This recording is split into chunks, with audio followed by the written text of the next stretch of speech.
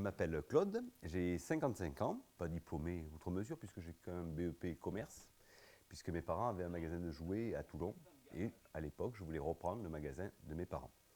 Alors pourquoi à l'époque? Parce que depuis les choses ont un petit peu changé.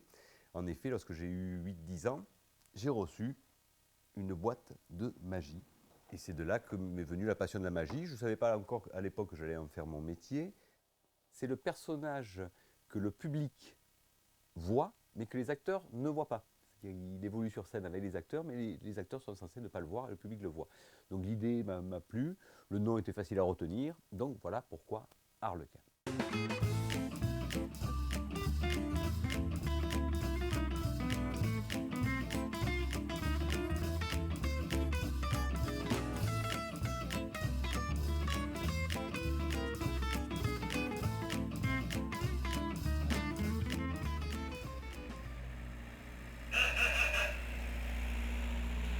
Pour être magicien, donc, il faut être bricoleur. Ça, c'est indéniable, parce que ma spécialité, c'est la grande illusion. Donc, la grande illusion, c'est bien sûr des caisses, des femmes coupées en morceaux, des lévitations, voilà, des colombes, etc. Et c'est vrai que je fabrique à la taille de mes partenaires qui font 1m70, 1m75. Encore une grande illusion, ça c'est un bar. J'ai créé pendant 4 ans des spectacles pour Rock et Chorale, parc d'attractions à Cluj-les-Pins. J'aurais fait 8 spectacles, monté 8 spectacles complets, d'une demi-heure chacun. Et le cahier des charges est un petit peu important puisqu'il faut travailler dans le sable.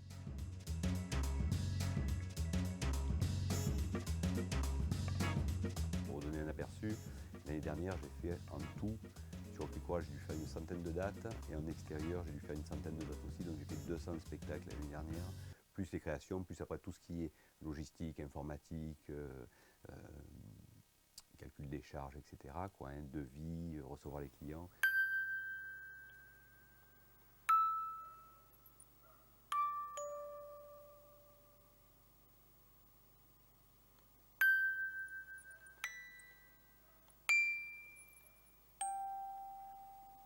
Prendre la femme coupée en morceaux, tout le monde peut le faire.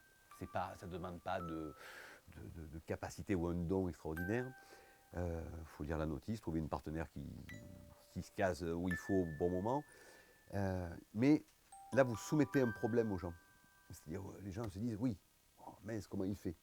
Mais ce n'est pas le but du jeu, enfin, du moins, ce n'est pas le mien, dans le sens que je préfère les faire rire, faire le même numéro, mais où il y a du rire au milieu, pour ne pas leur dire, bah, comment il fait, mince, les divertir plutôt que leur soumettre des casse-têtes. Voilà. Donc c'est pour ça que l'humour est important en magie.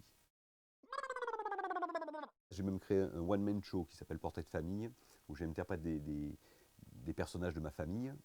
Je fais 10 tours en 1h20, donc c'est vraiment minime, quoi, hein. Mais j'incarne des personnages, c'est du théâtre.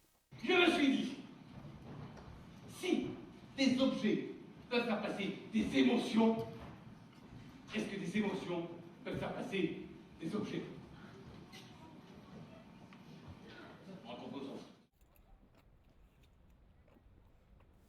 À l'heure actuelle, donc, je travaille avec mon épouse, Céline, Jonathan, donc on est 4, voire 5, 6, suivant le... Mais on est tous intermittents.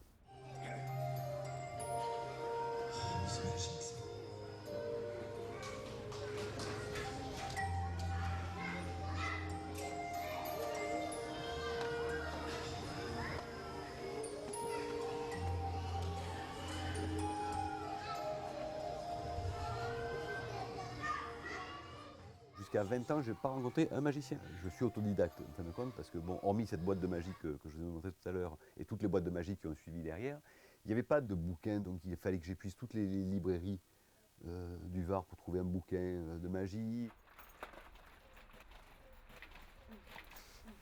Mes assistantes, ben, je les loge là. Voilà, mes assistantes sont logées là. Il s'agit de mes colombes et de mon lapin, Moutarde. On monte des festivals assez facilement dans le sens que, en tant que président du club des magiciens du Var, je connais pratiquement la quasi-totalité des magiciens de la région, du fait que ça fait 35 ans que je fais ce métier, donc c'est vrai que je les connais bien. Il y a 20 ans, ce qu'on faisait, c'était les anneaux chinois qui s'enclavaient, la femme qui rentrait dans une boîte, bref, on la coupait. Là, il y a plus le côté humour, jeu de mots, etc. Donc, je pense qu'on va continuer dans cette voie pendant un certain temps. Après, l'électronique, l'informatique, on verra ce que ça donnera. Mais bon, je pense qu'on va continuer encore pendant un moment dans cette voie.